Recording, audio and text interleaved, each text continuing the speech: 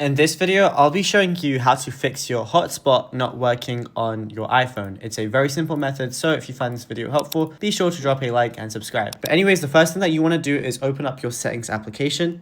Once you're here, just go and find personal hotspot, which is right under mobile service. From here, you want to press allow others to join and set up the Wi-Fi password to anything you want. So others will join your shared Wi-Fi network using this password. Make sure you actually have a password set, because if you don't, and you just have no password, anyone can see it and just connect to your hotspot, which is obviously something that you don't want to do. So obviously turn off your Wi-Fi and then have your Wi-Fi password. And at the very bottom, you're going to also see maximize compatibility. So what we want to do is you want to turn that off, because it says internet performance may be reduced for devices connected to your hotspot when turned on. So we want to turn that off just to make sure that they have maximum efficiency whenever they are trying to, connect to your data and everything. From here, what we want to do is, if it's still not working, you want to head on over to Google or Safari or wherever, but we're going to go on Google, and then you just want to go to search and type in speed test. From here, once you type in speed test, you can just do Google's automatic speed test and check your connection